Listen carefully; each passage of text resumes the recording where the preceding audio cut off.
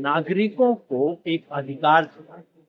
अब नागरिक को दोबारा प्रजा बना दिया गया, उसको अधिकार नहीं दान दिया जा रहा। अब ये एक और लाभार्थी की योजना बन गई। मतलब वो मनरेगा जो पूरे दुनिया के लिए एक मिसाल कि कोई देश रोजगार की ऐसी कानूनी संवैधानिक गारंटी दे सकता है, उसकी हत्या हुई। सर ये कहा जा रहा है कि अब 126 दिन काम मिलेगा और दूसरी बात ये कह रहे हैं कि सिर्फ नाम बदला है और जो विरोध कर रहे हैं वो राम के नाम से चिढ़ रहे हैं लोग। आपने देखा होगा इस पूरी प्रेस कॉन्फ्रेंस में किसी ने नाम का मुद्दा नहीं उठाया, और आप मेरे से पूछें तो मैं आपके सामने कह रहा हूँ बहुत अच्छा हुआ जो महात्मा गांधी का नाम हटा लिया गया, क्योंकि जब उसकी आत्मा की हत्या कर दी गई, जब उसके शरीर को खत्म कर दिया है, तो उसके ऊपर गांधी की पर्ची चिपकाना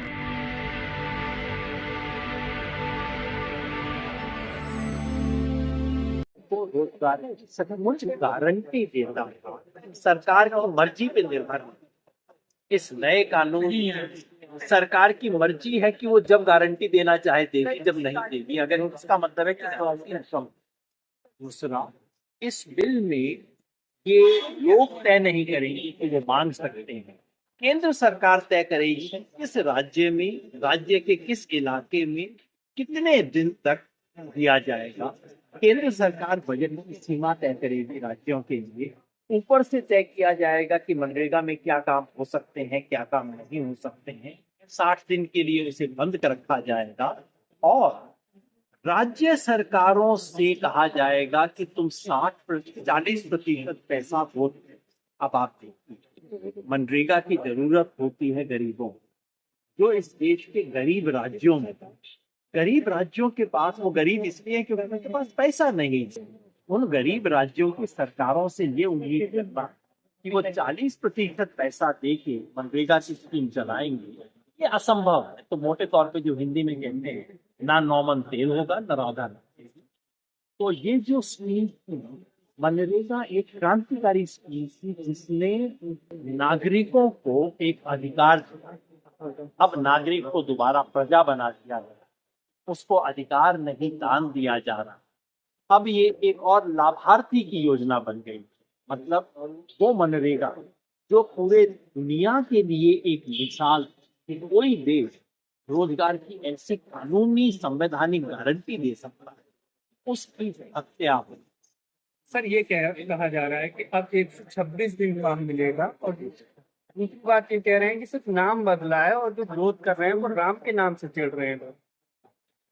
आपने देखा होगा इस पूरी प्रेस कॉन्फ्रेंस में किसी ने नाम का मुद्दा नहीं उठाया, और आप मेरे से पूछें तो मैं आपके सामने कह रहा हूँ बहुत अच्छा हुआ जो महात्मा गांधी का नाम हटा लिया गया, क्योंकि जब उसकी आत्मा की हत्या कर दी गई, जब उसके शरीर को खत्म कर दिया है, तो उसके ऊपर गांधी की पर्ची चिपकाना बहुत अन्याय होता। तो मैं तो धन्यवाद करना चाहता हूँ कि इस तरह के कानून जो कि केंद्रीय लोगों के दान देने का कानून है, इससे महात्मा गांधी का नाम हटा दिया गया। मैं कृतज्ञ हूँ इस बात के लिए। कम से कम मापदंड तो खत्म हुआ सरकार की तरफ से। जो ये कहा जा रहा है कि 125 दिन का दिया जाएगा, मैं तो हैरान हूँ। सरकार ने 200 या 250 नहीं था।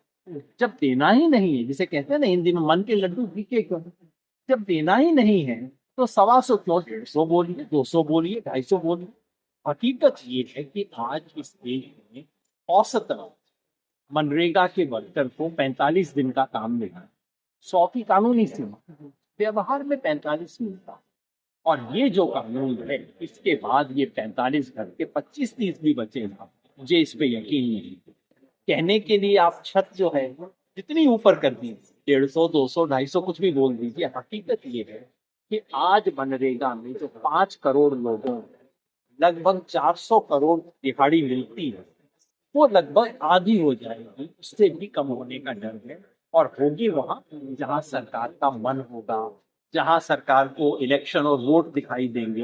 अब ये लाभार्थी और वोट बनाने की स्कीम होगी। लेकिन योगेंद्र जी, सरकार के घटक दल भी इससे नाराज दिखाई दे रहे हैं। टीडीपी के ताल्लुक से खबर आ रही है, और भी घटक दलों से आप लोग क्या बात करेंगे, इसका फायदा उठाएंगे? फायदा उठाने की बात नहीं है, तो साधारण सी बात है, क्योंकि ये संघीय ढांचे पर प्रहार करता है। मनरेगा स्कीम वो थी जिसमें जिम्मेवारी केंद्र सरकार ने दी और लागू राज्य सरकार करती, पैसा केंद्र सरकार देती 90%। अब उसमें कहा गया कि जब तक 40% राज्य नहीं देंगे तब तक हम नहीं करेंगे, और किस राज्य को कितने समय तक मनरेगा स्कीम चलाने की अनुमति होगी ये केंद्र सरकार निर्णय करेगी। चाहे इसके संघीय भावना तो बिल्कुल इसकी खत्म हो गई है, तो मुझे हैरानी नहीं है कि BBC ने इसके बारे में संतोष व्यक्त किया है।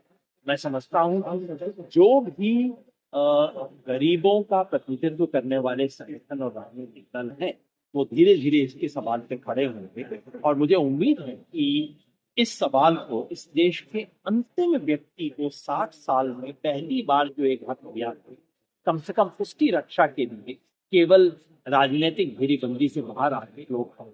सर, बिहार के मुख्यमंत्री नीतीश कुमार जी का एक वीडियो वायरल हुआ है, एक मुस्लिम महिला डॉक्टर को लेकर उठ रहा है। बात जरूर करूंगा, लेकिन इस मंच के ऊपर हम वो बात कर रहे हैं।